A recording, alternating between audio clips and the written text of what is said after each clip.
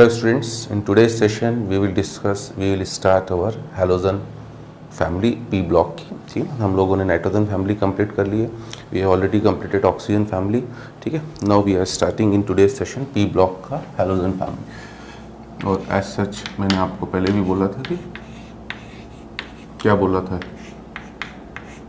याद है कि जैसे जैसे आप आगे बढ़ते होंगे हैलोजन और फैमिली और नोबल गैसेस में एज सच उतना इम्पोर्टेंस नहीं है, बट कुछ काम की चीज़ें हमें ज़रूर देखना है। तो अब हम लोग आज के सेशन में बात करेंगे हैलोजन फैमिली की। Group 17 of periodic table, group 17 of periodic table is known as halogen family. जो अभी तक हम बाकी चैप्टर्स में करते आ रहे हैं, काम हमें इस चैप्टर में भी वही करना है। अगर मैं ओवरव्यू की बात करूं कि आखिर हमें क्या क्या स्टडी करना है, ठीक है, तो अब तक आप भी फैमिलियर हो चुके होंगे कि क्या क्या है आपका। एक तरह से पूरा पीरियोडिक टेबल और केमिकल बॉन्डिंग फिर से आपका रिवाइज होता है हमारा। ठीक है, तो ओवरव्यू में वी विल डिस्कस अबाउट कि इस ग्रुप के एलिमेंट्स की फिजिकल प्रॉपर्टीज़, इस ग्रुप के एलिमेंट्स की फिजिकल प्रॉपर्टीज़। और आपको पता है फिजिकल प्रॉपर्टीज़ में हम लोग किस किस की बात करेंगे, है ना। फिजिकल स्टेट की बात करेंगे, मेटेलिक नॉन मेटेलिक बिहेवियर की बात करेंगे, ठीक है ना, एटॉमिक साइज़ की बात करेंगे, ionisation enthalpy, electronegativity, electron affinity, allotropy वगैरह, जो भी जनरल डेंसिटी हुआ, मेल्टिंग पॉइंट हुआ, बॉइलिंग पॉइंट हुआ। तो अब तक एक ट्रेंड आपको पता पड़ चुका है कि क्या क्या कर रहे हैं हम लोग फिजिकल प्रॉपर्टीज़ में। Then we will move for chemical properties. Chemical properties में हम लोग इनकी रिएक्टिविटी वगैरह को स्टडी करेंगे, कौन ज़्यादा रिएक्टिव कौन कम रिएक्टिव, ऑक्साइड ऑक्सीजन के साथ रिएक्टिविटी ना, ये खुद हैलोजन है तो अब इनकी रिएक्टिविटी आपको मेटल नॉन मेटल के साथ चेक करनी है, ऑक्सीजन के साथ चेक करनी है, बस इतना ही होगा। हाइड्रोजन के साथ चेक कर लेंगे ज़्यादा से ज़्यादा हम लोग। ठीक है, then we will go for हमारे लिए इस पर्टिकुलर पी ब्लॉक में केवल, ठीक है ना, इम्पॉर्टेंट जो है वो केमिस्ट्री ऑफ क्लोरीन ही है, केमिस्ट्री ऑफ क्लोरीन। और ये शायद मैं आपको पहले भी बता चुका हूँ कि हर ग्रुप में फर्स्ट 2 मेंबर्स ही इम्पॉर्टेंट है, बट इसका जो फर्स्ट मेंबर है फ्लोरीन वो थोड़ा सा लिस्ट इम्पॉर्टेंस वाला होता है, क्योंकि वो ना कभी सेंट्रल मेटल बन सकता है एटम, ना ही वो कभी आपका वेरिएबल ऑक्सीडेशन नंबर शो कर सकता है, केवल एक ही ऑक्सीडेशन नंबर शो करता है, दैट इज़ -1। तो फ्लोरीन का इंपॉर्टेंस हो, फ्लोरीन थोड़ी सी एक्सप्लोसिव रिएक्शन देता है। तो अकॉर्डिंग टू एनसीईआरटी बुक अगर हम लोग चलेंगे तो उसमें केवल क्लोरीन की ही बारे में ज़्यादा बात करी गई है। केमिस्ट्री ऑफ क्लोरीन में आप क्लोरीन को पढ़ोगे, इसकी प्रॉपर्टीज़, इसकी प्रिपरेशन। हाइड्रा एसिड्स में आप HCl के बारे में बात करोगे, इसकी प्रॉपर्टीज़, इसके प्रिपरेशन। थोड़ी बहुत हम लोग बात कर लेंगे ऑक्साइड्स के बारे में, थोड़ी बहुत हम बात कर लेंगे इसके ऑक्सी एसिड्स के बारे में। ठीक है, फिर हम लोग थोड़ा सा रफ आइडिया लेंगे यहाँ पर pseudo halides and pseudo halogen. ये एक नया टर्म है, स्यूडो हैलाइड्स एंड आपका स्यूडो हैलोजन।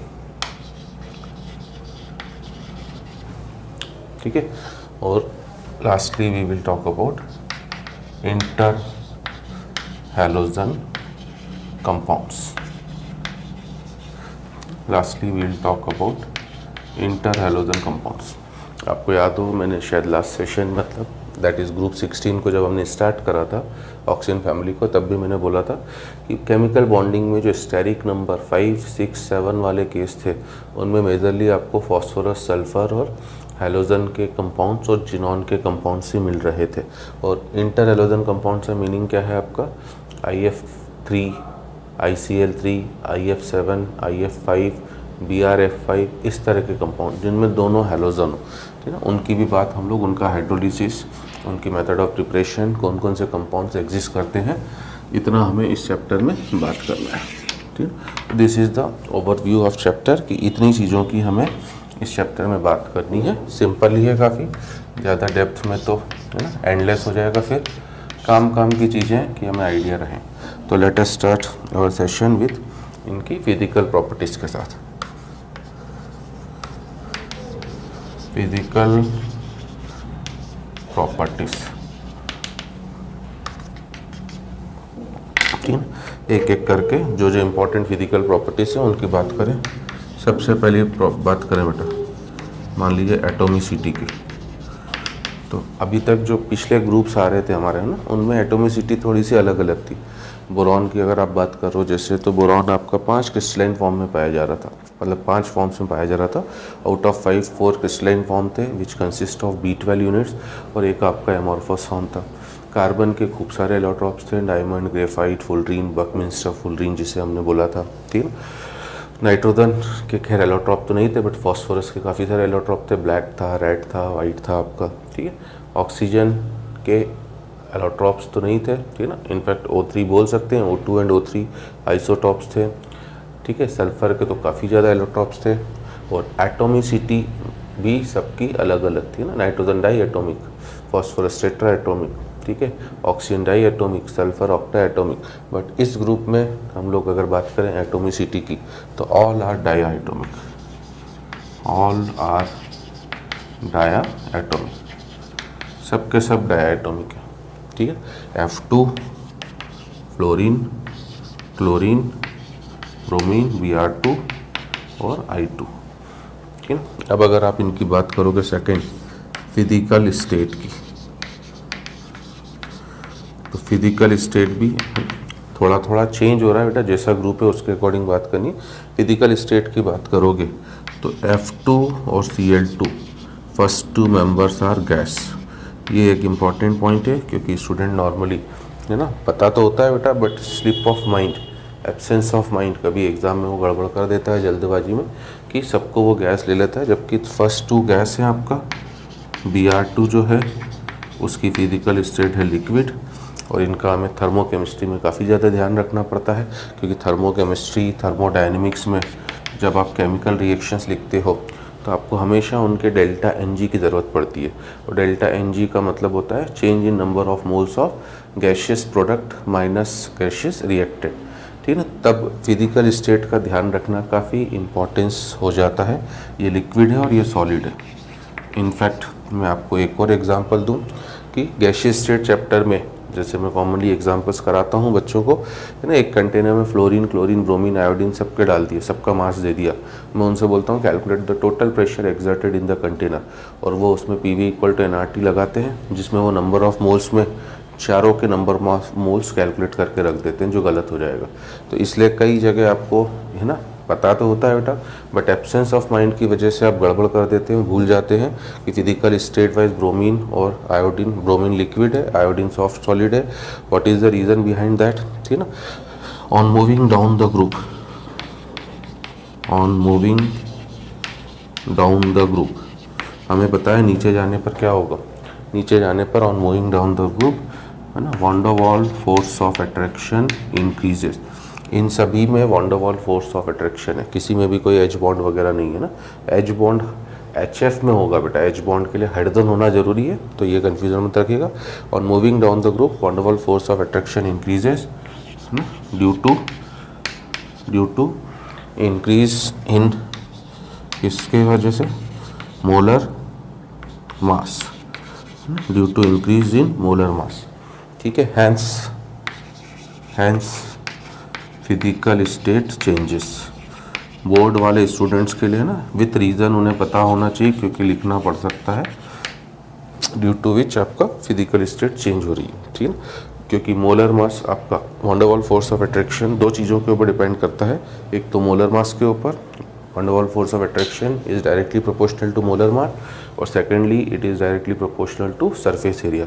अब मोलर मास आपको पता ही है बेटा, लगातार बढ़ता जाता है। F2 के मोलर मास की बात करूं, मान लो मैं यहीं लिखूं, तो F2 का मोलर मास है 38, क्लोरीन का मोलर मास है 71, ऑलमोस्ट डबल।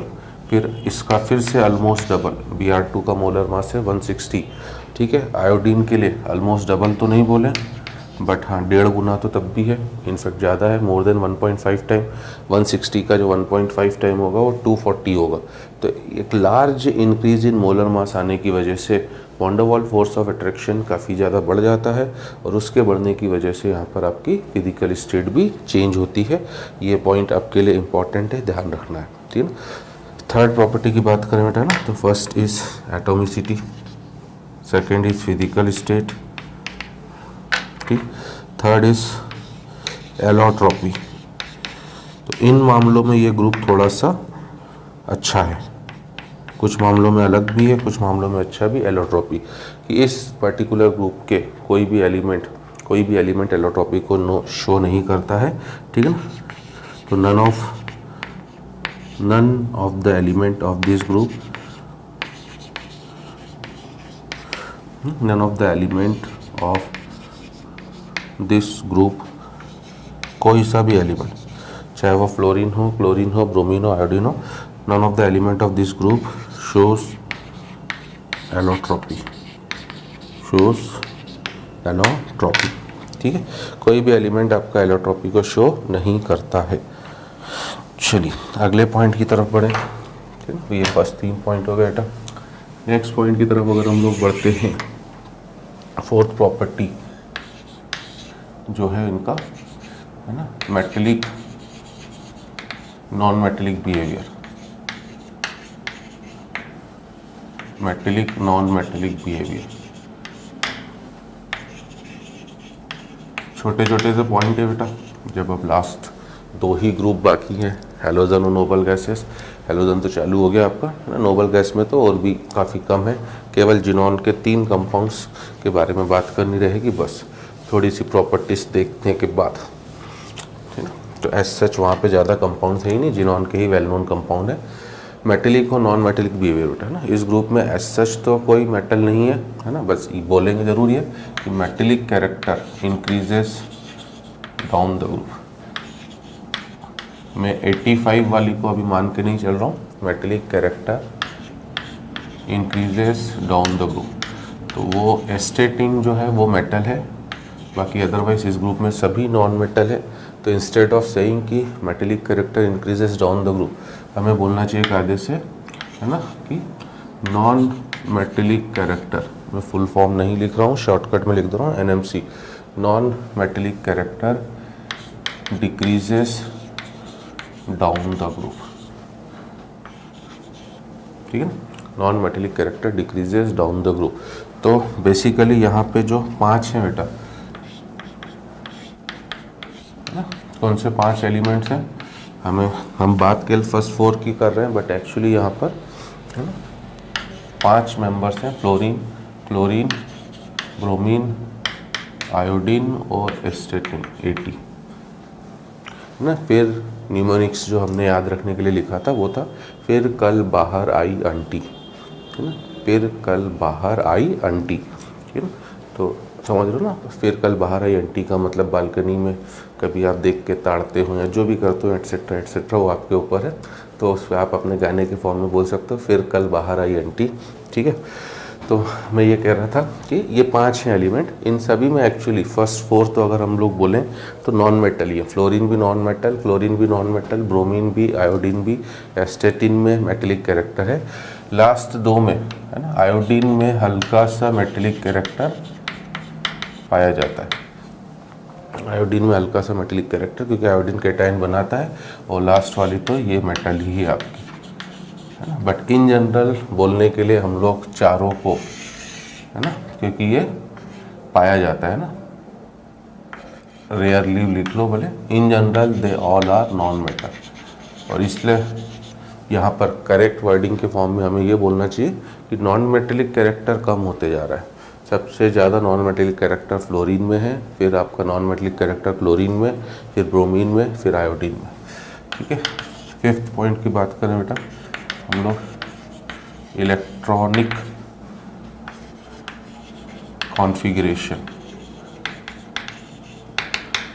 ठीक है, इलेक्ट्रॉनिक कॉन्फ़िगरेशन। तो देयर जनरल इलेक्ट्रॉनिक कॉन्फ़िगरेशन की बात करोगे, ठीक है ना। What is their general electronic configuration. अब आप पी ब्लॉक के 5th ग्रुप में आ चुके हो। पी ब्लॉक चालू हो रहा था 13 से, तो 13, 14, 15, 16 और 17, ठीक है ना। पी ब्लॉक का मतलब ही होता है कि जिनमें लास्ट इलेक्ट्रॉन हमेशा, सब हमने पीरियोडिक टेबल में पढ़ा था बेटा, एक तरह से ये सब रिवीजन हो रहा धीरे धीरे करके, कि पी ब्लॉक का मतलब ही जिनमें लास्ट इलेक्ट्रॉन एंटर करता है आपका आउटरमोस्ट शेल के पी सब शेल में, इसलिए इन्हें पी ब्लॉक एलिमेंट बोला जाता है। तो 13 ग्रुप का NP1 था, 14 का NP2, ठीक है, 15 का NP3, 16 का NP4, इनका जनरल इलेक्ट्रॉनिक कॉन्फ़िगरेशन NP5। तो हम लोग यही बोलेंगे, their general electronic configuration is NH2 NP5, ठीक है ना। मतलब आउटर मोस्ट शेल में इनके पास 7 इलेक्ट्रॉन होंगे। आउटर मोस्ट शेल के अंदर they contain how many electrons, 7 electron, ठीक है।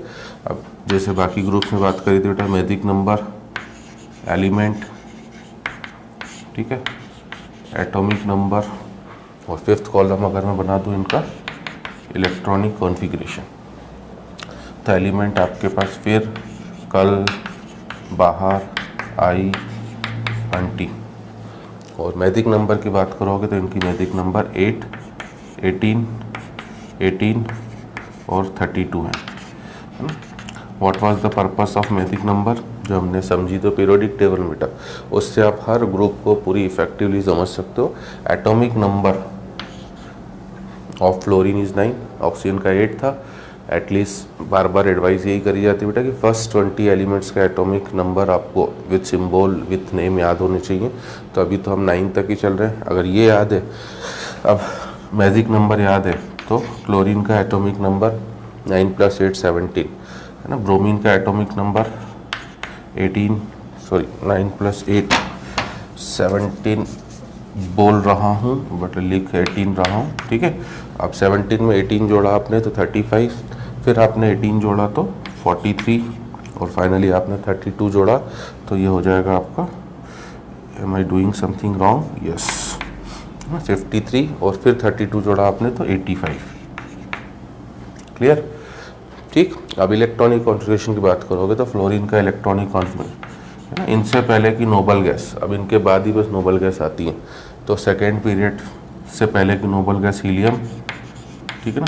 थर्ड पीरियड, ये सेकेंड पीरियड का एलिमेंट है P2, ये थर्ड पीरियड का एलिमेंट है बेटा P3, it is of fourth period element P4, है ना, P5, P6, ठीक है। तो उनसे पहले की नोबल गैसेस, फर्स्ट पीरियड की noble gas helium, second period की नियॉन, थर्ड की आपका आर्गन, फोर्थ की क्रिप्टॉन और फिफ्थ की ज़ीनॉन, ठीक है। अब हीलियम मतलब 2 इलेक्ट्रॉन बचे आपके पास, कितने, 7। NH2 NP5 है, मतलब इसका general electron configuration 2s2 2p5। इतना दूर क्यों लिख रहा हूँ वो समझ में आ जाएगा अभी आपको ना। नियॉन 10 इलेक्ट्रॉन 17 है, थर्ड पीरियड का है, इसलिए 3s2 3p5, ठीक है। ब्रोमीन फोर्थ पीरियड का, इससे पहले आर्गन मतलब 18 है ना। अब आपके पास 18 के अलावा अभी भी 17 इलेक्ट्रॉन्स रिमेनिंग बेटा, फोर्थ पीरियड का है, इसलिए 4s2 4p5 तो आएगा ही आएगा, बट साथ में आपका इसमें 3d10 भी आएगा, इसलिए थोड़ा सा दूर लिखा था हमने ना। क्रिप्टॉन 36, आपके पास 53 हैं, फिर से 17 इलेक्ट्रॉन्स बाकी हैं, ठीक है ना। तो 5s2 5p5, ठीक है, 7 इलेक्ट्रॉन्स, और 10 इलेक्ट्रॉन्स अभी भी बाकी हैं, वो 4d10 में होंगे। अब 85 की बात करें तो ज़ीनॉन तो केवल 54 है, तो 54 और 86 अब बाकी हैं कितने इलेक्ट्रॉन्स आपके, 54 और 85 सॉरी 31 इलेक्ट्रॉन। 31 इलेक्ट्रॉन कहाँ जाएंगे, 7 इलेक्ट्रॉन तो आउटरमोस्ट शेल में चले गए, ठीक है ना। फिर 10 इलेक्ट्रॉन्स उससे अंदर वाली शेल में, पेनल्टीमेट शेल, ठीक है ना। और 14 इलेक्ट्रॉन्स उससे अंदर वाली शेल में, that is antepenultimate shell, इस तरह से होता है, ठीक है। तो जो मैं बाकी सब जगह आपको हर ग्रुप में इसलिए समझाते हुए आ रहा हूँ, ठीक है, क्या समझाते हुए आ रहा हूँ कि फर्स्ट 2 का, इन 2 का जो कोर होगा वो नोबल गैस कॉन्फ़िगरेशन रखेगा, ठीक है ना। जबकि अगले 2 का जो कोर होगा वो PNGC मतलब स्यूडो नोबल गैस कॉन्फ़िगरेशन रखेगा, और लास्ट वाला तो आपको है ना हमें ज़रूरत ही नहीं है लास्ट वाले की एज सच, बस इलेक्ट्रॉनिक कॉन्फ़िगरेशन लिखने के लिए लिख लिया था। क्यों नहीं ज़रूरत है? क्योंकि लास्ट वाला एलिमेंट आपको पहले ही बता चुका हूँ, हाईएस्ट स्टेबल जो न्यूक्लियाइड है वो बिस्मिथ का है, एटॉमिक नंबर 83।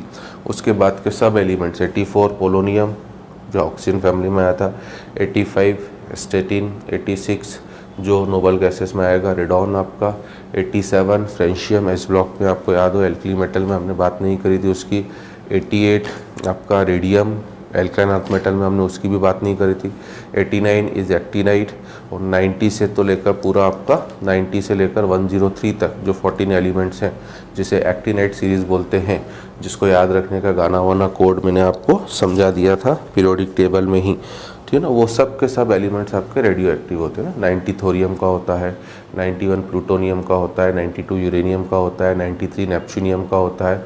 इस तरीके से वो पूरे आपके सब के सब एलिमेंट्स आगे के रेडियो एक्टिव हो जाते हैं। इसलिए एस्टेटिन की तो एज सच हमें बात ही नहीं करनी बेटा, कॉन्फ़िगरेशन लिखने के लिए हमने लिख जरूर लिया था, इसलिए नीचे अभी पॉइंट्स नोट बना के लिख लेना है ना कि 80 एस्टेटिन is a radio active element, is a radioactive element, ठीक है। ये एक रेडियो एक्टिव एलिमेंट है, इसलिए हम लोग इसके बारे में ज़्यादा कोई भी बात करने वाले नहीं है। 80 is a radio active element, ठीक है। इस पॉइंट को आपको ज़रूर ध्यान रखना है। हम लोग बात करेंगे केवल फर्स्ट 4 मेंबर्स की ही यहाँ पर, ठीक है। और मेजरली आपका यहीं से इलेक्ट्रॉनिक कॉन्फ़िगरेशन से हम लोग डिसाइड कर सकते हैं इनकी ऑक्सीडेशन नंबर। तो हैलोजन फैमिली जो है बेटा, उनकी मैक्सिमम ऑक्सीडेशन नंबर जो हो सकती है वो +7 होती है, और मिनिमम ऑक्सीडेशन नंबर जो हो सकती है वो -1।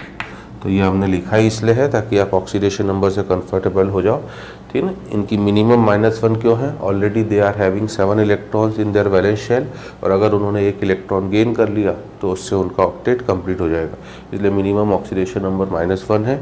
मैक्सिमम ऑक्सीडेशन नंबर +7 क्यों?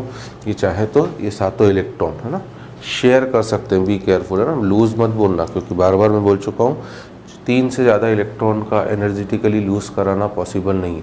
शेयर करेंगे, कोवैलेंट कंपाउंड बनाएंगे जिसमें ज़्यादा इलेक्ट्रोनेगेटिव एलिमेंट, नॉर्मली आपने देखा ही है बेटा, किसी भी ग्रुप की जो हाईएस्ट ऑक्सीडेशन नंबर है वो केवल हैलाइड्स या ऑक्सीजन के साथ ही पाई जा रही है, ठीक है ना। हर ग्रुप के लिए एक रूल फिक्स है बेटा, कोवैलेंट कंपाउंड ही बनेंगे, ठीक है। तो इतना तो अब आपकी केमिस्ट्री की अंडरस्टैंडिंग, क्योंकि अब हम लोग ऑलमोस्ट ग्रुप्स फिनिशिंग पर हैं, अब तक आपकी बन चुकी होगी ना।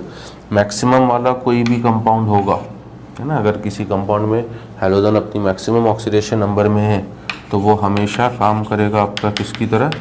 ऑक्सीडाइजिंग एजेंट की तरह। ऑक्सीडाइजिंग एजेंट का मतलब ही होता है जो सामने वाले को ऑक्सीडाइज करे, खुद रिड्यूस हो, क्योंकि अब मैक्सिमम में पड़ा हो बेटा तो इससे ऊपर जाने का इसके पास कोई अधिकार नहीं है। मिनिमम वाला कोई भी कंपाउंड होगा तो वो काम करेगा आपका रिड्यूसिंग एजेंट की तरह, वो सामने वालों को रिड्यूस करेगा और खुद क्या होता जाएगा आपका ऑक्सीडाइज होता चले जाएगा ना। तो इलेक्ट्रॉनिक कॉन्फ़िगरेशन भी हमें एक रफ आइडिया कि कैसे लिखा जा रहा है, कौन सा किस पीरियड का है, ध्यान रखना है आपको। अगली प्रॉपर्टी की बात करूँ बेटा, तो इनमें जो नई प्रॉपर्टी आएगी वो कलर है, आपको शायद मैंने बता दिया था। All halogens are coloured, all halogens are coloured. कहाँ बात करी थी हमने? अगर आपको याद हो तो ये बात आप ऑलरेडी कर चुके हो, कहाँ पर? केमिकल बॉन्डिंग में, MOT में हमने सबके कलर की बात करी थी बेटा। All halogens are coloured, F2 भी कलर्ड है, क्लोरीन का भी कलर है ना, ब्रोमीन और आयोडीन।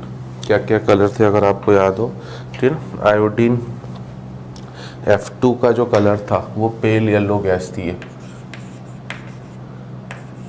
पेल येलो गैस,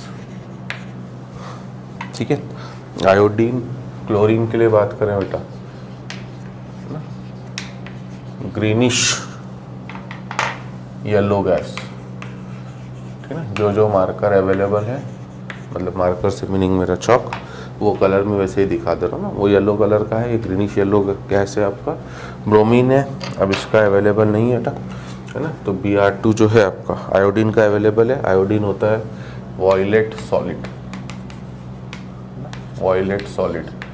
और रहा बात Br2, इसका होता है आपका रेडिश ब्राउन टाइप का, है ना। तो हमारे पास रेडिश कलर है, चलो उसी से बात कर लेते हैं। तो ये आपका रेडिश ब्राउन टाइप का है, रेडिश ब्राउन, ठीक है। अब what is the reason behind the colour, ये कलर याद रखना आपको ज़रूरी है। What was the reason behind the colour, कि why they are coloured, all halogens are coloured. तो आपको बॉन्डिंग से याद होगा बेटा, their colour is due to, their colour is due to किसकी वजह से, HOMO2 LUMO ट्रांजिशन। याद है what was HOMO? HOMO was highest occupied molecular orbital and what was LUMO? lowest unoccupied molecular orbital।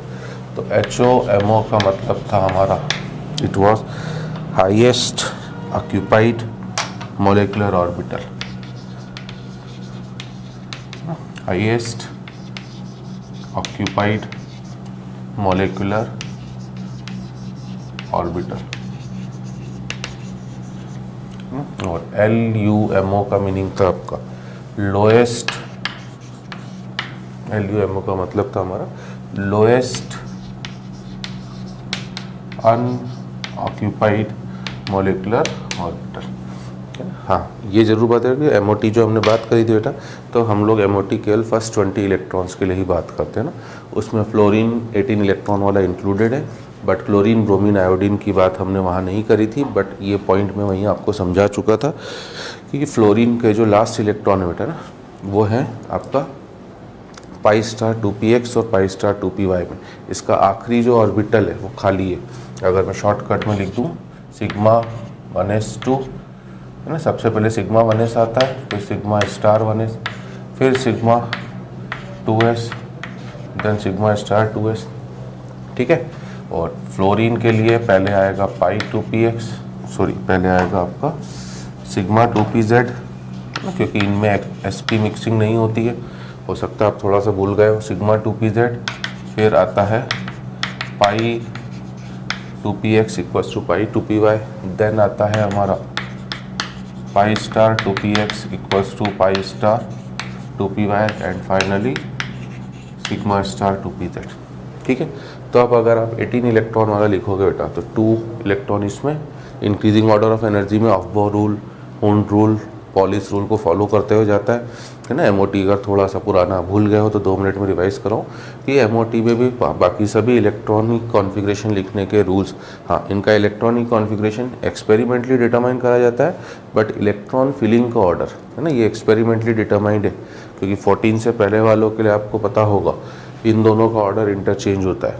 14 के बाद में ये दोनों इंटरचेंज होते हैं, है ना, क्योंकि 14 से पहले वालों में B2 हुआ, N2 हुआ, C2 हुआ, इन सब में sp मिक्सिंग होती है। ये सब मैं डेप्थ में वहाँ समझा चुका हूँ, जस्ट ज़रूरत है इसलिए थोड़ा सा मैं एक्सप्लेन कर रहा हूँ, ठीक है। तो अब अगर मेरे को 18 इलेक्ट्रॉन्स भरने हैं बेटा, तो अफबाउ पॉली हुंड रूल तो लगना है, हाँ कॉन्फ़िगरेशन एक्सपेरिमेंटली डिटरमाइन करना था, दैट वी हैव डन। 2, फिर 2 4, फिर 2 6, फिर 2 8, फिर 2 10, है ना। अब पहला 11 12 13 14, फिर 15 16 17 18, इसी से डिसाइड हुआ था कि ऑक्सीजन पैरामैग्नेटिक नेचर की है, ठीक है। तो 18 इलेक्ट्रॉन बस मैं दिखाना चाह रहा हूँ कि ये इनका HOMO है ना, ये इनका HOMO है। फॉर हेलोजन फैमिली की बात कर रहा हूँ बेटा, and this is their LUMO, this is their LUMO। तो एक हाईएस्ट ऑक्यूपाइड मोलिकुलर ऑर्बिटल है और एक आपका लोएस्ट अनऑक्यूपाइड मोलिकुलर ऑर्बिटल। यहाँ के जो इलेक्ट्रॉन है बेटा, bye absorbing the energy from photon, यहाँ का इलेक्ट्रॉन HOMO से LUMO में जाता है। बट हमें पता है बेटा कि एक्साइटेड स्टेट किसी भी एलिमेंट की स्टेबल स्टेट तो हो ही नहीं सकती। मैंने आपको कई बार बोला बेटा कि अगर आप किसी हॉस्टल में रह रहे हो, आपको खाना खा खा के बोर हो गए हॉस्टल का, और कभी मैं पार्टी देने के लिए आपको बुलाऊं, है ना, हालांकि होगा नहीं ऐसा, ये एक हाइपोथेटिकल सिचुएशन है, ऐसा नहीं कि आप है ना उछलने लग जाओ जो मेरे वीडियो देख के, मैं कभी पार्टी के लिए बुलाऊंगा नहीं, ठीक है ना, बट उछलना मत, मैं बस इन जनरल एग्जाम्पल दे रहा हूँ कि मैं पार्टी के लिए बुलाऊँ। तो मुझे पता है आप बिल्कुल भूखे नंगों की तरह होगे, 2 दिन पहले से आप खाना बंद कर दोगे, इतना दबा दबा के खाओगे ना, फिर भले आपकी वो एक्साइटेड स्टेट कितनी ही बेकार क्यों ना हो जाए, कहाँ से हवा निकलेगी, क्या क्या होगा आपको भी नहीं पता होगा, बट आप खाओगे दबा पी के। तो मैं एक इन जनरल एग्जांपल दे रहा हूँ कि वो एक्साइटेड स्टेट है बेटा, उस समय तो आपने दबा दबा के खा लिया कि यार इरवानी सर ने खूब पकाया है, इसको निचोड़ना है, पैसे कुछ तो वसूल करके जाएं, बट उसके बाद जो आपकी हालत होगी बेटा, है ना, ये नींद में, वो मेरी नींद मेरा चैन मुझे लौटा दो, इस तरह के गाने आपको याद आएंगे, पूरी रात भर बिस्तर में तरह तरह की आवाज़ें आएंगी पेट से, different corners of the body, बाकी आप सब समझदार हो। तो वो एक्साइटेड स्टेट है, आप उसमें ज़्यादा देर रहना पसंद करने वाले नहीं, वो तो आपको मिल गई एक एनर्जी, आप जोश में आ गए तो आपने कर लिया वो काम, ठीक है ना। और इसका दूसरा एग्जांपल कि अगर मैं डेली ही आपको बुलाने लग जाऊं पार्टी में, तो आप एक दिन ही हरकत करोगे, दूसरे दिन आप थोड़ा सा 10% कम खाओगे कि यार कल रात को ज़्यादा परेशानी हुई थी, हाँ तब भी आप रहोगे एक्साइटेड स्टेट में, क्योंकि जो आप मैस वैस में खाते थे उससे तो दबा के ही खाओगे, ठीक है ना। तीसरे दिन, चौथे दिन, 5वें दिन फाइनली ये होगा बेटा 8-10 दिन के बाद आप खुद ही ऊब जाओगे कि यार डेली खिलाओगे तो आप कितना खाऊंगा, फिर आप अपना, है ना, पहले आप ये मान के खा रहे थे कि पेट पराया माल अपना, उसके बाद आप खाने वाले सिद्धांत पे आ जाओगे कि पेट अपना माल पराया, कि भैया पेट तो अपना है ना, कितना दबा दबा के खाऊंगा। अब किसी शादी की पार्टी में जाओगे तो ऐसा तो ना कि पूरे 500 लोगों का खाना आप इकट्ठे ही दबा के आ जाओगे कि आज पहली बार खाना दिख रहा है, तो वो एक्साइटेड स्टेट है। एक जनरल एग्जांपल देने के लिए बता रहा हूँ कि अगर यहाँ से इलेक्ट्रॉन यहाँ चले भी गए बेटा, तो वो एक्साइटेड स्टेट में ज़्यादा देर रहना पसंद नहीं करेगा, उसे वापस ग्राउंड स्टेट में आना है, और अगर वो ग्राउंड स्टेट में आएगा तो वो फिर से क्या करेगा, एनर्जी रिलीज़ करेगा in the form of photon. उस रिलीज एनर्जी से ही कलर डिसाइड होता है ना। अब कलर में वेरिएशन क्यों आ रहा है, तो अगर आपको, है ना, विग्योर पता हो, व्हाट इज़ विग्योर, VIBGYOR, है ना, VIBGYOR, ठीक है ना। तो जैसे जैसे आप नीचे जाते जाते हो बेटा, ये जो HOMO और LUMO का गैप जो है, ये इसी साल JEE एडवांस में, आई डोंट रिमेंबर, शायद 15 या 16 में पूछा गया है, एग्जैक्टली मुझे ईयर नहीं याद है, बट ये पूछा गया है क्वेश्चन कि कलर का रीज़न क्या है, तो रीज़न है HOMO LUMO का ट्रांजिशन, ठीक है ना।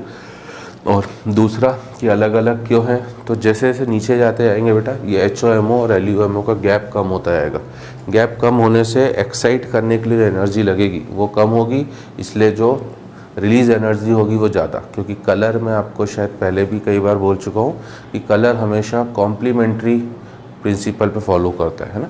आयोडीन का देख लो, वॉयलेट कलर आ रहा है, मतलब आयोडीन वाला जो कलर है उसकी एनर्जी सबसे ज़्यादा है बेटा। क्यों है सबसे ज़्यादा एनर्जी, क्योंकि उसने जाते वक्त एनर्जी सबसे कम एब्जॉर्ब करी थी। तो कॉम्प्लीमेंट्री कलर में वो जो रिलीज़ करेगा बेटा एनर्जी, है ना। आप ये मत समझना कि सर एनर्जी गैप तो दोनों का सेम होगा इन एटॉमिक स्ट्रक्चर में जैसे होता है, वो बिल्कुल सही है बेटा, बट एब्जॉर्ब और रिलीज़, ठीक है ना। आपको किसी भी सब्सटेंस का कलर क्यों नज़र आता है बेटा, वो कलर नज़र आता है, जैसे आपको अभी ये मेरी शर्ट ब्लू कलर की क्यों नज़र आ रही है, क्योंकि आप इसके ऊपर जो लाइट पड़ रही है वो वाइट कलर की, इस रूम में वाइट लाइट है। अगर मैं अभी अंधेरा कर दूं तो आपको मेरी शर्ट का कलर ही नज़र नहीं आएगा, ठीक है ना। मैं ही नज़र नहीं आऊँगा तो कलर की तो बात ही छोड़ो। तो वाइट लाइट फॉल होने के बाद ही कलर नज़र आएगा।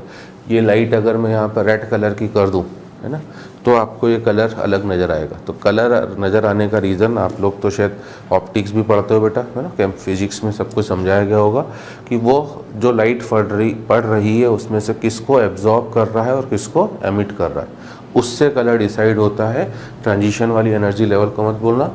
तो HOMO और LOMO का गैप I2 के लिए सबसे कम था, इसलिए उसने कलर जो एब्जॉर्ब करा कम है और एमिट ज़्यादा कर दिया violet solid. That is the reason, very important reason है, ध्यान रखना, ठीक है। तो इनके लिए एक अलग अलग नई नई चीज़ें ना आती जा रही हैं कुछ, जैसे पिछले ग्रुप में कुछ अलग कहानी थी, इसमें थोड़ी सी कहानी बदल गई आपका, ठीक है। और इन जनरल ये भी बोलूँगा बेटा कि पता हमें सब कुछ चीज़ें, अभी तक ऐसी कोई चीज़ नहीं है, बट सिंस मेरा काम है बेटा पढ़ा रहा हूँ तो सब चीज़ें बता के जाऊँ, आखिरी में रिकॉल कर दूँ। 7th अगर आप बात करते हो बेटा, है ना, एटॉमिक साइज और ionic size, atomic size AS and ionic size, मतलब बेसिकली एटॉमिक साइज से आपकी ionic radius covalent radius decide होगी, इससे कोवेलेंट रेडियस डिसाइड होगी, उससे आयोनिक रेडियस। तो दोनों के लिए जनरल रूल है बेटा कि atomic size as well as ionic size increases down the group. नीचे जाने पर एटॉमिक साइज और आयोनिक साइज दोनों ही बढ़ती जाएंगी। तो अगर आप एटॉमिक साइज का ऑर्डर बोलोगे fluorine less than chlorine less than bromine less than iodine, और अगर आप आयोनिक साइज, अभी मैं इनके मोस्ट कॉमन एनायन की बात कर रहा हूँ F माइनस वाले की, तो आयोनिक साइज की बात करोगे तो F minus less than Cl minus less than Br minus और लेस देन I माइनस। ठीक है, 8th पॉइंट की बात करें बेटा डेंसिटी, D से डिनोट करूँगा, ठीक ना। मेल्टिंग पॉइंट MP से, एक बार तो पूरा लिखें फिर शॉर्टकट लिख देंगे, melting point that is MP, और बॉइलिंग पॉइंट BP, है ना। तो अगर इनकी बात करोगे तीनों के लिए एक ही जनरल रूल है कि density comma melting point as well as boiling point increases down the group. Density oblique melting point as well as boiling point increases down the group. नीचे जाने पर ये तीनों पैरामीटर्स आपके बढ़ते हैं, ठीक है ना। तो अगर इनका ऑर्डर पूछा जाए D MP BP का, तो इनका ऑर्डर रहेगा आपका, है ना, क्या, fluorine less than chlorine less than bromine less than iodine, ठीक है। ठीक है, बोर्ड वाले स्टूडेंट्स को बेटा थोड़ा सा ध्यान रखना पड़ सकती हैं चीज़ें, क्योंकि उनको लिखने के ऊपर आएंगे ना, लिखवाएंगे उनसे क्वेश्चन। और कॉम्पिटिटिव एग्ज़ाम जो बोर्ड दे चुके हैं बेटा, जो केवल एग्ज़ाम दे रहे हैं इस बार नीट की, एम्स की, जेई मेंस की, उनके लिए तो बस उन्हें एक रफ दिमाग के किसी कोने में पैरामीटर्स बता रहे हैं कि अगर कभी क्वेश्चन आता है तो कैसे डिसाइड करें, ठीक है। 9th अगर हम लोग बात करें बेटा इलेक्ट्रो नेगेटिविटी की, EN, ठीक है ना। तो इलेक्ट्रोनेगेटिविटी में क्या बोलेंगे हम लोग, electronegativity decreases down the group, decreases down the group, ठीक है ना। और इसलिए हम लोग केवल फर्स्ट 4 मेंबर की बात करेंगे, फ्लोरीन, क्लोरीन, ब्रोमीन और आयोडीन, है ना। हम लोग जो कॉमनली याद रखते हैं बेटा इलेक्ट्रोनेगेटिविटी की वैल्यूज़, फ्लोरीन की 4, मैंने शायद लास्ट ऑक्सीजन फैमिली में भी बताया था, फन, नकल, बियर, इश्क और पहलवान, 4, 3, 2.8, 2.5, बट एनसीईआरटी बुक में इसकी 4 दी गई है, क्लोरीन की 3.2 दी गई है, ब्रोमीन की 3 दी गई है, इस तरीके से ना थोड़ा थोड़ा वेरिएशन है, तो वो मैं साइड में लिख दे रहा हूँ कि ध्यान रख लेना। आयोडीन की 2.7 के आसपास दी गई है, बट एक्चुअल हम लोग जो याद रखते हैं वो ये है। और एज सच आपसे ना एग्जैक्टली वैल्यू तो नहीं पूछेगा, बट बताने के लिए मैंने आपको एक आइडिया दे दिया है कि ये है उनकी वैल्यूज़, ठीक है। तो ये अभी और भी हैं एटॉमिक प्रॉपर्टीज़, फिजिकल प्रॉपर्टीज़ में, जस्ट आप नोट डाउन करें। इतनी सारी चीज़ें हैं, आपको एक एक चीज़ है ना पता, काफ़ी चीज़ें हैं बेटा आपको, बट सिंस अब जब एंडिंग पे आ ही गए हैं तो हर एक चीज़ को वापस रिवाइज करने से हमारी मेमोरी शार्प ही होगी, कॉन्सेप्ट्स क्लियर होंगे, चीज़ें लर्न हो जाएंगी। तो नोट डाउन करें तो इसके आगे बढ़े हम लोग। चलिए बेटा, तो अगर आपने नोट कर दिया है, अब जो छोटी छोटी 1-2 प्रॉपर्टीज़ हैं, है ना, इलेक्ट्रोनेगेटिविटी के अलावा अब हम लोग किस प्रॉपर्टी की बात करेंगे, इनकी आयनाइजेशन एंथैल्पी। तो will discuss their ionization enthalpy. और आयोनाइजेशन एंथैल्पी में आपको ध्यान ये रखना है कि बस decreases down the group. Ionization enthalpy का आपको बता दिया था, मेजर एक्सेप्शन केवल ग्रुप 13 है बेटा, मेजर एक्सेप्शन ग्रुप 13 है, जो मैंने स्ट्रेसफुली बोला है याद रखने के लिए, उसका कोड है 15324, बार बार बोला है।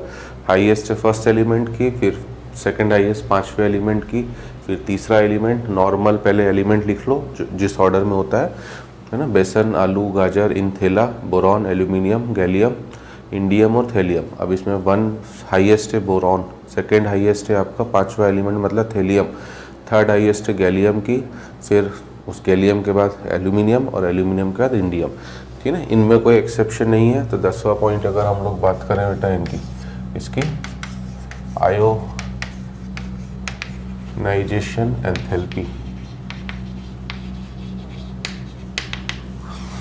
Ionisation enthalpy. तो आयोनाइजेशन एंथैल्पी IE में बस इतना ही बोलेंगे हम लोग, decreases down the group, IE decreases down the group. नीचे जाने पर इनकी आयोनाइजेशन एंथैल्पी, इसमें कोई एक्सेप्शन नहीं है, कम होती जाएगी। तो what will be the order of ionisation enthalpy, chlorine की ज़्यादा क्लोरीन से, क्लोरीन की ज़्यादा ब्रोमीन, ब्रोमीन की आयोडीन। ठीक। अब 11th पॉइंट की बात करें, 11th पॉइंट है आपका इलेक्ट्रॉन गेन एंथैल्पी या इलेक्ट्रॉन एफिनिटी जो बोलते हैं, electron gain enthalpy, delta EgH। General rule तो इलेक्ट्रॉन गेन एंथैल्पी का होता है बेटा decreases down the group, but halogen family में एक्सेप्शन आता है। क्या है एक्सेप्शन, कि इनका जो डेल्टा EgH का ऑर्डर है वो है chlorine greater than fluorine greater than bromine greater than iodine, है ना। एक्चुअल जो हम एक्सपेक्ट कर रहे थे वो होना चाहिए था फ्लोरीन की सबसे ज़्यादा, फिर क्लोरीन, फिर ब्रोमीन, फिर आयोडीन, बट ये एक्चुअल ऑर्डर बेटा ना। तो एक्चुअल ये है जो आप एक्सपेक्ट कर रहे थे वो नहीं, और इसका रीज़न मैंने ऑलरेडी शायद है ना काफ़ी बार बता दिया है, फिर से बताने में मुझे कोई दिक्कत भी नहीं है बेटा। फ्लोरीन में जो इलेक्ट्रॉन गेन एंथैल्पी का मतलब है कि enthalpy change when an electron is added to outermost orbit from infinity to an isolated gaseous atom। तो फ्लोरीन में जो इलेक्ट्रॉन ऐड होगा बेटा ये सेकेंड पीरियड का एलिमेंट है, fluorine is a second period element, और जबकि fluorine is a third period element. इसलिए मैं बार बार कह रहा हूँ कि बोर्ड वाले स्टूडेंट्स को ये सब एक्सप्लेनेशन लिखने पड़ेंगे, इसलिए ढंग से सुने। और ये थर्ड पीरियड का एलिमेंट है, तो इनकमिंग इलेक्ट्रॉन को फ्लोरीन की छोटी साइज में, फ्लोरीन की छोटी साइज, ये फर्स्ट शेल, ये सेकेंड, ऑलरेडी 7 इलेक्ट्रॉन पड़े हुए हैं, ठीक है, ये 7 इलेक्ट्रॉन। अब इनकमिंग जो 8th इलेक्ट्रॉन आएगा उसको कंपैरेटिवली रिपल्शन ज़्यादा मिलेगा, उस रिपल्शन की वजह से इसकी इलेक्ट्रॉन गेन एंथैल्पी थोड़ी सी कम हो जाती है। जबकि ये कहानी क्लोरीन में नहीं लगने वाली, क्योंकि क्लोरीन में ये तो सेकेंड पीरियड का हो गया, क्लोरीन जो है वो थर्ड पीरियड का है। तो ऑलरेडी जो इलेक्ट्रॉन्स थे है ना वो सिग्निफिकेंटली दूरी पर थे। ऑलरेडी इलेक्ट्रॉन्स आपके 7 इलेक्ट्रॉन जो थर्ड शेल में होंगे आपके ना, ये फर्स्ट शेल, ये सेकंड शेल, ये थर्ड शेल, जबकि इसमें केवल 2 शेल है। तो इनकमिंग इलेक्ट्रॉन को रिपल्शन रिलेटिवली कम मिलता है, ठीक है, इस वजह से ये ऑर्डर होता है, ठीक है। और आपको शायद बता भी दूँ बेटा कि इनकी जो डेल्टा EgH की वैल्यू होती है, याद रख पाओ तो अच्छा है, कोई ज़रूरत नहीं ऐसे तो, है ना, एग्जैक्टली। इसलिए हम लोग हमेशा इलेक्ट्रॉन गेन एंथैल्पी को बोलते हैं कि electron gain enthalpy positive, negative, zero तीनों हो सकती है, जनरली नेगेटिव होगी बेटा, है ना। और अगर इलेक्ट्रॉन एफिनिटी की बात करोगे तो इलेक्ट्रॉन एफिनिटी और इलेक्ट्रॉन गेन एंथैल्पी पहले ही बता चुका हूँ, दोनों एक दूसरे के अपोजिट होते हैं, ठीक है ना। क्योंकि अब ये एक तरह से आप बोल सकते हो आखिरी बार ही बात हो रही है, क्योंकि नोबल गैसेस के लिए हमें इनकी बात करने की कोई भी ज़रूरत है ही नहीं, ठीक है। -349, फिर -333, फिर ब्रोमीन आता है बेटा -325, फिर आयोडीन आता है -295। Highest electron affinity in highest negative value of electron gain enthalpy in periodic table अगर पूछा जाए तो वो क्लोरीन ही है। क्लोरीन की इलेक्ट्रॉन गेन एंथैल्पी ये हाईएस्ट वैल्यू है पूरे पीरियोडिक टेबल में, ठीक है, ये आपको ध्यान रखना है। और दूसरा एक्सेप्शन जो ग्रुप 16 में भी बताया था, यहाँ पे भी कि ग्रुप 17 की जो लोएस्ट वैल्यू है वो -295 है, ठीक है, और ग्रुप 16 की जो हाईएस्ट वैल्यू है वो सल्फर की है, ठीक है, क्योंकि ग्रुप 16 में भी ये एक्सेप्शन था बेटा, ऑक्सीजन सेकेंड पीरियड का और आपका सल्फर थर्ड पीरियड का, तो सल्फर की ज़्यादा थी ऑक्सीजन से। इनफैक्ट ग्रुप 16 में सबसे कम ऑक्सीजन थी ना। तो चलो मैं ग्रुप 16 का थोड़ा सा लिंक करा दूँ, क्योंकि ये वाला ऑर्डर मैं इंपॉर्टेंट मानता हूँ, हमेशा गड़बड़ होती है। ग्रुप 16 का एक्चुअल ट्रेंड है एफ, एस, टी और ओ। ग्रुप 16 में लोएस्ट है ऑक्सीजन की, ठीक है, और हाईएस्ट है सल्फर की। बट ग्रुप 16 की जो हाईएस्ट वैल्यू है सल्फर की बेटा, वो भी ग्रुप 17 की लोएस्ट वैल्यू से कम होती है।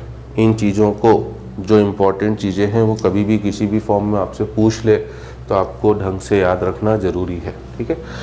एंड फाइनली लास्ट और 12th बेटा 12 फिजिकल प्रॉपर्टीज़ तो खूब हो गई, हर ही चीज़ कवर कर ली हमने, टोटल जितनी भी चीज़ें हमारे पास अवेलेबल थी, ठीक है ना। इनफैक्ट चलो सॉलिबिलिटी की भी बात कर लूँगा। लास्ट है बेटा बॉन्ड एनर्जी। तो बॉन्ड एनर्जी में भी इस ग्रुप में एक्सेप्शन आता है, इसलिए ध्यान रखना ज़रूरी है, ठीक है ना। हमें पता है कि basically bond energy is inversely proportional to bond length, है ना। Bond energy is inversely proportional to bond length. तो उस हिसाब से हमें लग रहा है कि FF, CL, CL, BR, BR और II, ठीक है ना। यहाँ पे दोनों 2P, 2P के हैं, यहाँ पर ये 3P, 3P के हैं, 4P, 4P के हैं और 5P, 5P के हैं। मैं ये भी कह रहा हूँ बेटा हर एक चीज़ कवर्ड है, बट जब कवर्ड थी बेटा तब हमारा बेस कम था, अब वो बेस काफ़ी अच्छा हो रहा है, तो अब हमें चीज़ें याद रखने में आसानी होगी दोबारा कवर होने से, चीज़ है ना। तो उस बेसिस पे हमें बोलना चाहिए था कि हम लोग जो एक्सपेक्ट कर रहे थे, expected order F2 greater than CL2 greater than BR2 greater than I2, but आपको पता है कि एक्सेप्शन वाली चीज़ें मैं कह ही रहा हूँ सबसे ज़्यादा पूछी जाएंगी। एक्चुअल जो ऑर्डर है वो है CL2 greater than BR2 greater than F2 greater than I2। जो बॉन्ड एंथैल्पीज का एक्चुअल ऑर्डर है वो आपका ये है, ठीक है ना। और रीज़न क्या है, रीज़न अगेन वही बेटा कि लोन पेयर, है ना। 3-3 लोन पेयर पड़े हुए हैं बेटा, हर एक एलिमेंट के पास 3-3 लोन पेयर पड़े हुए हैं। अब ये 3-3 लोन पेयर जो हैं, बोर्ड वालों को लिखना पड़ेगा शब्दों में, ये जो 3-3 लोन पेयर हैं बेटा, इनकी वजह से इतना ज़्यादा रिपल्शन होता है कि उस रिपल्शन को मिनिमाइज़ कराने के लिए F के एटम्स को थोड़ा थोड़ा दूर जाना पड़ेगा, और अगर वो दूर गए तो बॉन्ड लेंथ बढ़ेगी, और बॉन्ड लेंथ बढ़ते ही उनकी बॉन्ड एनर्जी कम हो जाएगी। तो हमें उस फैक्टर को भी ध्यान रखना है कि यहाँ पर सेकेंड पीरियड में हैवी रिपल्शन है, ठीक है। इस चक्कर में ये करेक्ट ऑर्डर, तो मैं इसे इम्पॉर्टेंट मानता हूँ, एक्सेप्शन वाला ऑर्डर मैं इसे इम्पॉर्टेंट मानता हूँ, एक्सेप्शन वाला ऑर्डर का, ठीक है ना। और तीसरा या लास्ट पॉइंट बस बेटा सॉलिबिलिटी। तो इतनी प्रॉपर्टीज़ आप देख सकते हो ज़्यादा ही हो गई ना पिछले ग्रुप से, क्योंकि इनकी कुछ चीज़ें अच्छी थी। हाँ, इनमें केमिकल प्रॉपर्टीज़ में ज़्यादा कुछ इंपॉर्टेंट नहीं है, थोड़ा सा ही है, फिजिकल ज़्यादा इंपॉर्टेंट है थोड़ी सी। सॉलिबिलिटी की बात करें बेटा तो normally soluble in non polar solvent,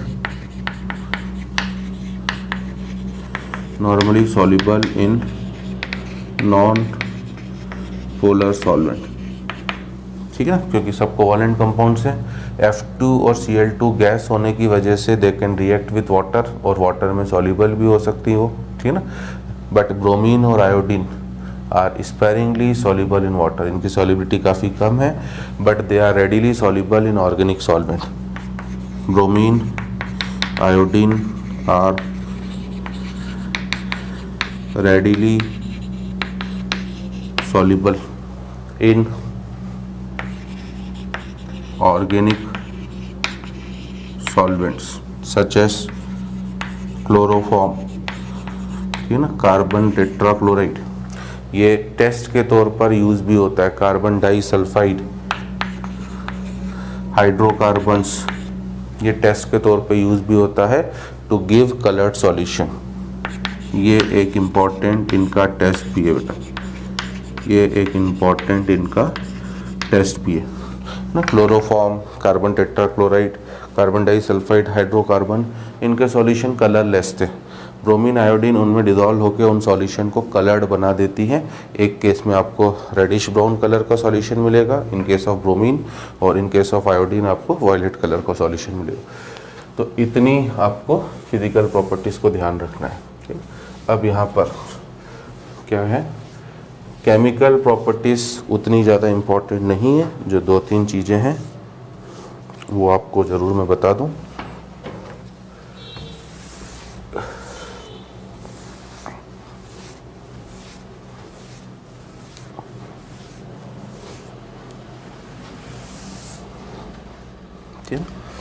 chemical properties,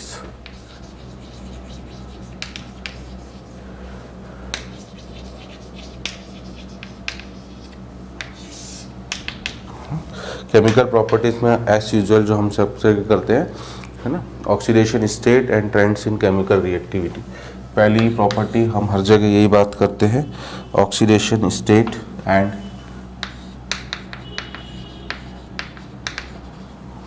oxidation state and trends in chemical reactivity।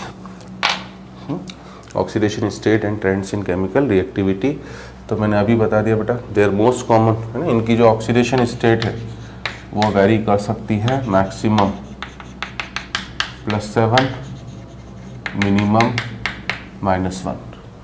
ठीक ना।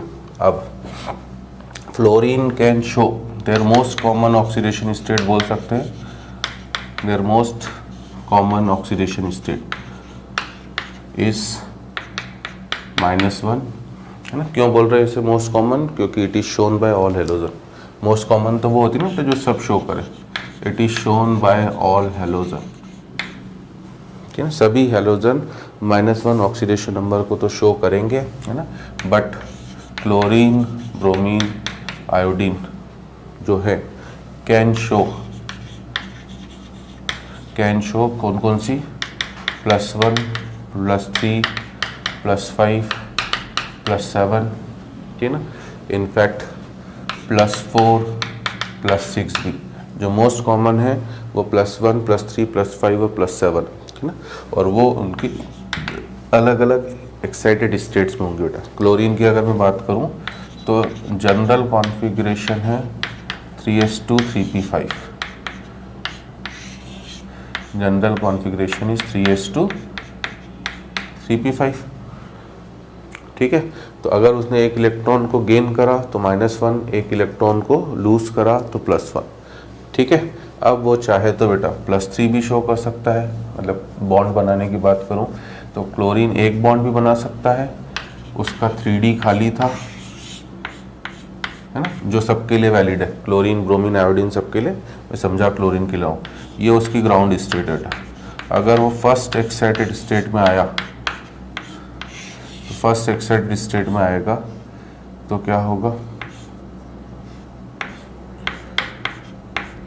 एक इलेक्ट्रॉन जो है उसका उठ के डी में आ जाएगा, तो इसलिए एक कोवैलेंट बॉन्ड भी बना सकता है क्लोरीन, 3 कोवैलेंट बॉन्ड भी बना सकता है। अगर सेकेंड एक्साइटेड स्टेट में आया तो क्या होगा, तब ये कोवैलेंसी कितनी शो करेगा आपका, तो ग्राउंड स्टेट में जो कोवैलेंसी शो करेगा वो ये शो करेगा 1। ठीक है, फर्स्ट एक्साइटेड स्टेट में FES का मतलब है फर्स्ट एक्साइटेड स्टेट, उसमें ये कोवैलेंसी शो करेगा 3। ठीक है, अगला है आपका सेकंड एक्साइटेड स्टेट, उसमें कोवैलेंसी शो करेगा 5, और finally it can also show third excited state, और थर्ड एक्साइटेड स्टेट में ये कोवैलेंसी शो करेगा 7। ठीक है, तो it will show the covalency of कितनी, 7। ये इसलिए बाकी सभी एलिमेंट्स +1, +3, +5, +7 कोवैलेंसी लिखी है बेटा मैंने। अगर ये ज़्यादा इलेक्ट्रोनेगेटिव एलिमेंट के साथ जुड़ा तो डेफिनेटली प्लस ही आएगा, ठीक है ना। कम के साथ जुड़ा तो आपका माइनस आ जाएगा, बट माइनस में इनकी केवल एक ही कॉमन ऑक्सीडेशन स्टेट है -1, मतलब ठीक है ना। हम लोग बोल सकते हैं बेटा +1, +3, +5 +7 ऑक्सीडेशन स्टेट जो होगी can be shown by more electronegative elements like, कौन कौन से मोर इलेक्ट्रोनेगेटिव एलिमेंट्स होंगे, लाइक या तो ऑक्सीजन होगा बेटा या फिर हैलोजेंस। ये आपस में, हैलोजेंस का मतलब ही है जब ये आपस में बनाएंगे कौन से कंपाउंड, इंटर हैलोजन कंपाउंड्स, जब ये आपस में बनाएंगे इंटर हैलोजन कंपाउंड उनमें ही शो हो सकती है ना, उनमें ही शो हो सकती है, उसके अलावा कहीं नहीं शो होने वाली, ठीक है। और दूसरी बात बेटा कि fluorine can show only -1 oxidation state apart from zero, केवल फ्लोरीन -1 ही शो कर सकता है, and can not form multiple bond भी नहीं बनाता है बेटा, एक्सेप्ट BF3 में जब बैक बॉन्डिंग होती तब वो बना ले, अलग बात है। Can not form multiple bond S, ठीक है ना, ड्यू टू, एस की जगह ऐसा लिख दो, due to absence of vacant d orbital, due to absence of vacant d orbitals, ठीक है। अब ट्रेंड्स इन केमिकल रिएक्टिविटी भी हमने बोला बेटा, ये इतनी कहानी तो मैंने आपको ऑक्सीडेशन स्टेट की बता दी। ट्रेंड्स इन केमिकल रिएक्टिविटी में क्या बोलेंगे, है ना, all halogens are highly reactive, all halogens are highly reactive है बेटा, and directly combined with, all halogens are highly reactive and directly combined with metals and non-metals। ये metals और non-metals के साथ डायरेक्टली कंबाइन कर सकते हैं, इन्हें कोई भी रोक नहीं सकता है ना, जो आपको पता ही है बेटा। सोडियम के साथ आप कंबाइन करा दो Cl2 को, NaCl बन जाएगा, ठीक है ना। अब फॉस्फोरस के साथ Cl2 को कंबाइन कर दो, है ना, P+3/2 Cl2 आपको PCl3 मिल जाएगा। तो ये इतने ज़्यादा रिएक्टिव हैं कि ये डायरेक्टली आपका कंबाइन करके अपने कंपाउंड्स बना लेते हैं। हाँ, एक चीज़ ज़रूर है कि reactivity decreases down the group, मतलब सबसे ज़्यादा रिएक्टिव फ्लोरीन होता है।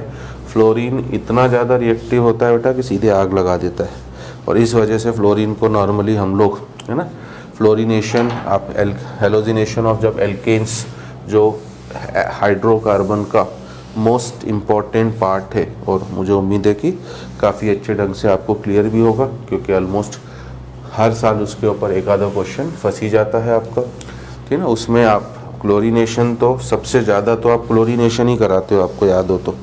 सेकेंड नंबर पे आप थोड़ा बहुत बात करते हो ब्रोमिनेशन की, बट आप फ्लोरिनेशन तो बिल्कुल ही नहीं कराते हो, क्योंकि इतनी एक्सप्लोसिव रिएक्शन होती है बेटा कि सीधे वो आग लगा देता है। और नहीं आप बात करते हो आयोडीनेशन की, क्योंकि आयोडीनेशन रिवर्सिबल होता है। तो अब ये जो reactivity, all halogens highly reactive है, इसी को कंटिन्यू करूँ, है ना। But there reactivity decreases down the group, but their reactivity decreases down the group। नीचे जाने पर उनकी रिएक्टिविटी लगातार कम होती जाती है, मतलब रिएक्टिविटी ऑर्डर जो है बेटा,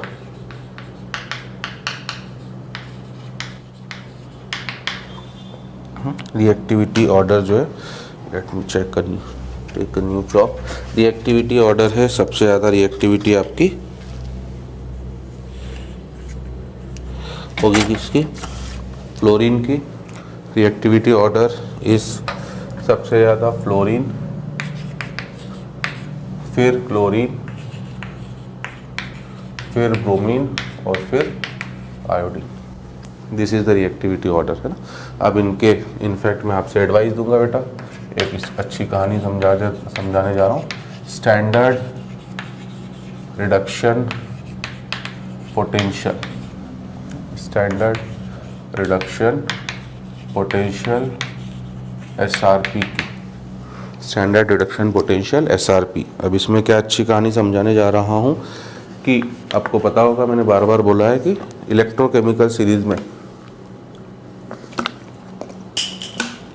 जो सीरीज़ हमारी बन रही है बेटा, वो increasing order of standard reduction potential arrange करी गई है। उसमें टॉप पर होता है आपका कौन, लिथियम, क्योंकि उसका रिडक्शन पोटेंशियल सबसे कम है। बार बार S ब्लॉक से समझाते जा रहा हूँ बेटा। और अब फाइनली लास्ट पे आ गए हैं, क्योंकि नोबल गैसेस के तो कंपाउंड ही नहीं बनते हैं। और वो सीरीज़ ख़त्म होती है आखिरी में जाकर कहाँ पर, आपका फ्लोरीन पर, ठीक है। तो इनके चारों के अगर आप ध्यान रख लें, याद रख लें, F2 का reduction potential, F2 + 2 electron gives 2F-, Cl2 का रिडक्शन पोटेंशियल 2Cl-, ब्रोमीन का रिडक्शन पोटेंशियल और आयोडीन का रिडक्शन पोटेंशियल, ठीक है। फ्लोरीन का रिडक्शन पोटेंशियल हाईएस्ट है बेटा पीरियोडिक टेबल में, it is +2.87 volt. Second number पे आएगा क्लोरीन का, इट इज़ 1.36 वोल्ट, ठीक है। थर्ड नंबर पर, ठीक है ना, ब्रोमीन का इट इज़ +1.09 वोल्ट। और लास्ट आता है आपका आयोडीन का +0.54 वोल्ट। इसीलिए, है ना, आपको बताया था इलेक्ट्रोकेमिकल सीरीज़ में जो लेफ्ट हैंड साइड में आते हैं बेटा, जो लेफ्ट हैंड साइड में आ रहे हैं ये होते हैं ऑक्सीडाइजिंग एजेंट, और जो राइट हैंड साइड में आते हैं ये हैं आपके रिड्यूसिंग एजेंट। ये मैंने आपको इलेक्ट्रोकेमिस्ट्री में समझाया था, ठीक है। तो अगर हम लोग बोले बेटा कि ऑक्सीडाइजिंग पावर की बात करें, ऑक्सीडाइजिंग पावर की बात करोगे, फ्लोरीन का ऑक्सीडाइजिंग पावर, है ना, क्लोरीन से ज़्यादा, क्लोरीन का ब्रोमीन से ज़्यादा, ब्रोमीन का आयोडीन। इनफैक्ट फ्लोरीन जो है आपका स्ट्रॉन्गेस्ट ऑक्सीडाइजिंग एजेंट है, या best oxidising agent among halogens, ये बेस्ट ऑक्सीडाइजिंग एजेंट है। और ये जो है आयोडीन आपका it is worst oxidising agent. इसलिए बोला जाता है बेटा, ये एक इम्पॉर्टेंट चीज़ है जो मैं शायद इलेक्ट्रोकेमिस्ट्री से आपको समझाते हुए आ रहा हूँ कि फ्लोरीन कैन आपका डिस्प्लेस, फ्लोरीन कैन डिस्प्लेस ना, फ्लोरीन, ब्रोमीन, आयोडीन, ये सबको डिस्प्लेस कर सकता है। What is the meaning of displace? अगर आपकी रिएक्शन होगी F2 + 2 KCl, है ना, F2 + चलो 2 KX लिख देता हूँ मैं, F2 + 2 KX गिव्स आपका 2 KX gives you 2 KF + X2, ठीक है ना, जहाँ पर X जो है आपका वो क्लोरीन, ब्रोमीन, आयोडीन सब हो सकता है बेटा।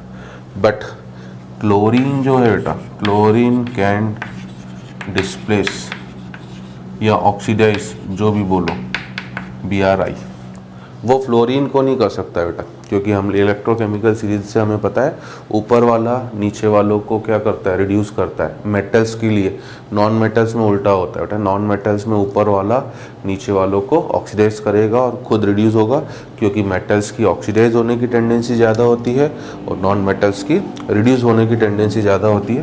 तो अगर हमसे पूछे कि F2 + 2 KF what is the product of this reaction, ये इस तरह के क्वेश्चन बन सकते हैं बेटा, बोर्ड वालों के लिए, कॉम्पिटिटिव एग्जाम वालों के लिए, ठीक है, जेई हो, नीट हो, कुछ भी, जेई एडवांस हो। Cl2 + 2 KF what is the reaction? No reaction, है ना। या हो सकता है वो प्रोडक्ट लिख के दे दे 2 KCl + F2 और फिर बोले कि इनमें से कौन सी रिएक्शन फिजिबल है, पॉसिबल है। तो ध्यान देना, फ्लोरीन को दुनिया में, फ्लोराइड को, F- को ब्रह्मा जी ने कोई अधिकार ही नहीं दिया है। F- can't be oxidized by any oxidizing agent। F- को F2 में ऑक्सीडाइज दुनिया का कोई ऑक्सीडाइजिंग एजेंट कर ही नहीं सकता है। और यही पॉइंट मैं लिख रहा हूँ कि Cl2 की रिएक्शन आप 2x KX से कराओगे तो 2KCl प्लस X2 होगा बेटा, बट वो X केवल आपका ब्रोमीन और आयोडीन हो सकता है, ठीक है ना। और अगर आप ब्रोमीन के ऊपर आओगे, ये एक इम्पॉर्टेंट पॉइंट है, रिएक्शंस में एनालाइज करने में आपकी मदद करेगा। ब्रोमीन केवल और केवल आपका, ठीक है ना, आयोडीन को ही ऑक्सीडाइज कर सकता है, ब्रोमीन, ठीक है। तो ये पॉइंट ध्यान रखना, पहला, दूसरा, और ये तीसरा, ब्रोमीन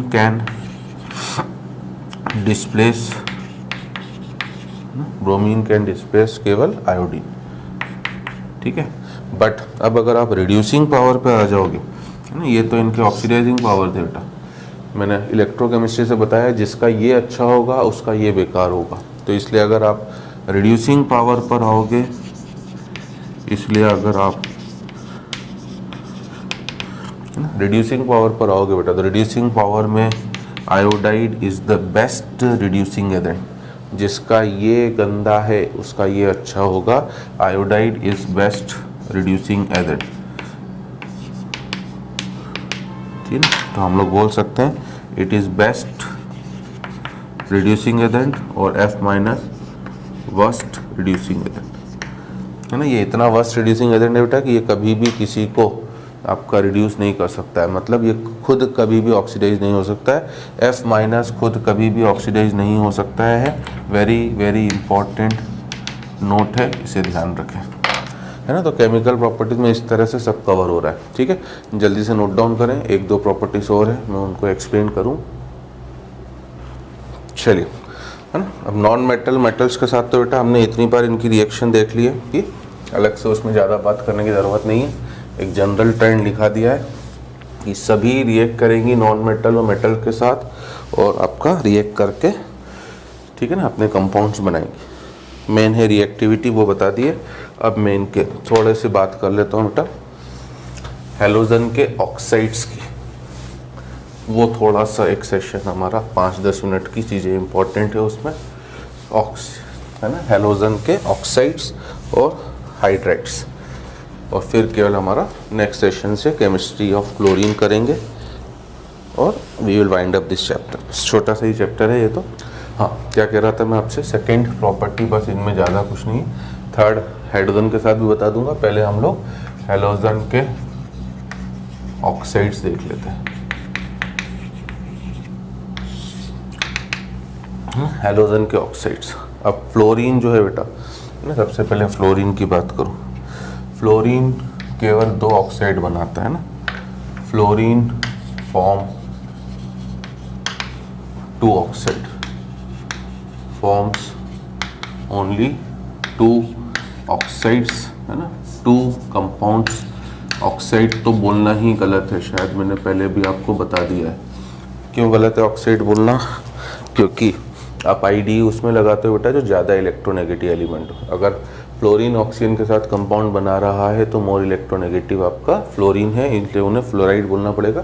2 कंपाउंड्स, ये हम रेडॉक्स में भी देख चुके हैं बेटा, केमिकल बॉन्डिंग में भी देख चुके हैं, OF2 एंड O2F2, ठीक है ना, ये 2 बनाता है, और ये आपके थर्मली स्टेबल है, रूम टेम्परेचर पर तो स्टेबल है, they are thermally stable at 298 kelvin. इस इंफॉर्मेशन को ध्यान रखना। पहले वाले का नाम ऑक्सीजन डाईफ्लोराइड है, दूसरे वाले का नाम डाई ऑक्सीजन डाईफ्लोराइड है। इनमें पॉजिटिव चार्ज बेटा ऑक्सीजन के ऊपर है, ध्यान देना। फर्स्ट वाले कंपाउंड में ऑक्सीजन +2 में है, सेकंड वाले कंपाउंड में ऑक्सीजन +1 में है, सेकंड वाले कंपाउंड में ऑक्सीजन +1 में है, ठीक है ना।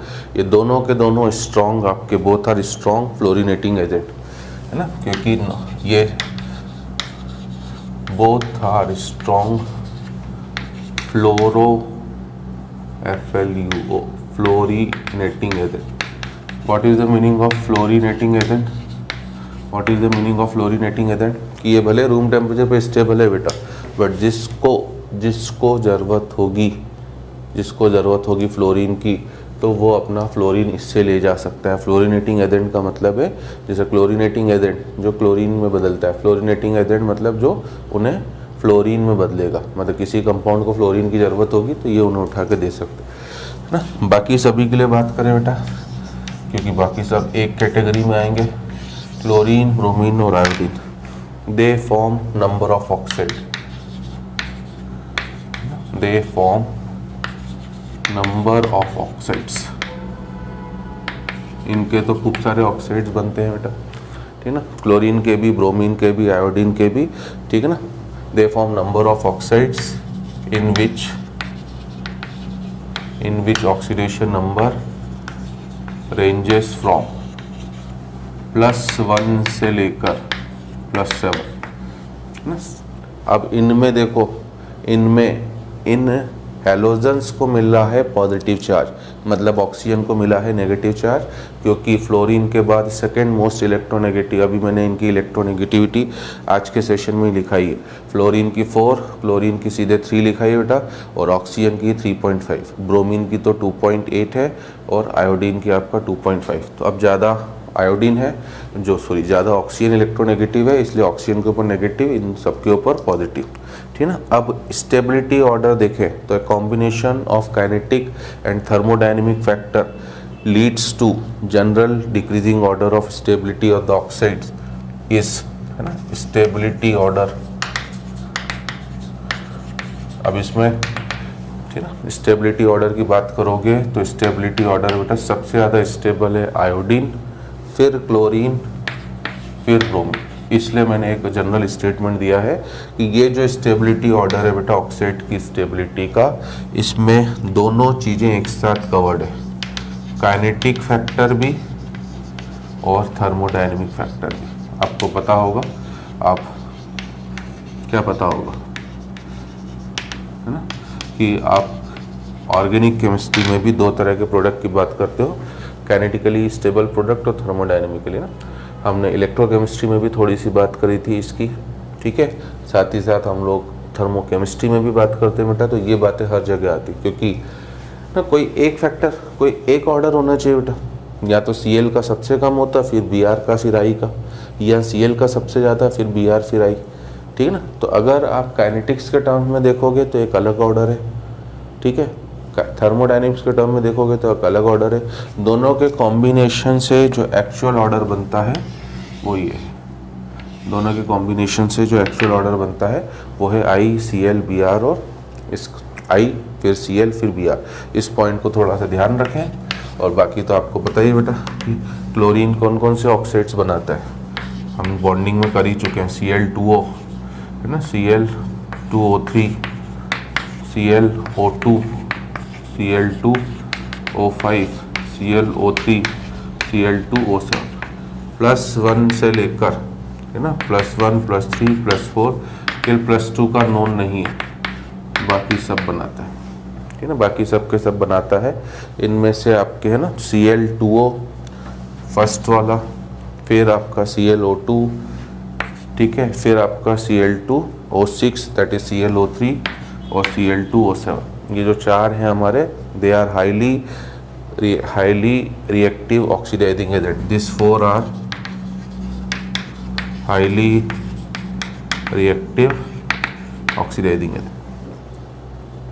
ठीक है, और एक्सप्लोसिव भी है, एंड एक्सप्लोसिव। तो हमारे लिए मेन इंपॉर्टेंट तो क्लोरीन के ही है बेटा। ब्रोमीन के एज सच कोई भी, ठीक है ना, स्टेबल है ही नहीं। ब्रोमीन के अगर आप लिखना चाहो तो 2-4 लिख सकते हो, +1 वाला Br2O, बट इसका फिर हाइपोहेलस एसिड जो है वो इम्पॉर्टेंट नहीं है, ठीक है। +4 वाला BrO2, ये भी थोड़ा सा स्टेबल है। +6 वाला BrO3, स्टेबल तो कोई नहीं बेटा, बट जो लिस्ट स्टेबल है ना, they are least stable, they are least stable among, मैं इन तीनों की बात कर रहा हूँ, ठीक है ना। और आयोडीन की बात करोगे, इसलिए ये भी अच्छे ऑक्सीडाइजिंग एजेंट की तरह काम करते हैं। ये काम करते हैं किसके, they are very powerful oxidising agent. अब इतनी ज़रूरत नहीं है बेटा, है ना, हमारा काम केवल फ्लोरीन और क्लोरीन से ही चलेगा, बस इंफॉर्मेशन के लिए बता दे रहा हूँ। आयोडीन के जो हैं वो I2O4, I2O5, ठीक है, और तीसरा है आपका I2O7 आर इनसॉल्युबल सॉलिड। ये इनसॉल्युबल सॉलिड से, ठीक है। और I2O5 जो है इसमें से गुड ऑक्सीडाइजिंग एजेंट है। I2O5 is a good oxidizing agent and used for estimation of carbon monoxide. ये इंफॉर्मेशन जरूर ध्यान रखना, ये कार्बन मोनोऑक्साइड के एस्टिमेशन में यूज़ होता है। ठीक है, चलिए लास्ट प्रॉपर्टी बस हेलोजन हेलाइड्स की, हेलोजन के हाइड्राइड्स की बात करूं 5 मिनट में, और आज का सेशन हम यहीं पर फिर वाइंड अप भी करें बेटा, केमिकल और फिजिकल प्रॉपर्टीज। नेक्स्ट सेशन में we will start the compounds of chemistry of chlorine, जो सिंपल ही बेटा है ना, अब कोई टिपिकल चीज़ें नहीं है। फर्स्ट सेशन में मुझे टाइम इसलिए लग जा रहा है क्योंकि ये पूरा जनरल केमिस्ट्री ब्लॉक की बता दे रहा है बेटा, जनरल इन्फॉर्मेशन है। हमें लगभग हर एक की फिजिकल केमिकल प्रॉपर्टीज़ को समझने में 1 घंटा लगभग लग गया है, जो बेकार नहीं है बेटा, आपके कॉन्सेप्ट क्लियर हो रहे होंगे क्योंकि सब चीज़ें कवर हो रही हैं उसमें ना। अब बात कर रहे हैं लास्ट हम हेलोजन के हाइड्राइड्स, हेलोजन हाइड्राइड्स।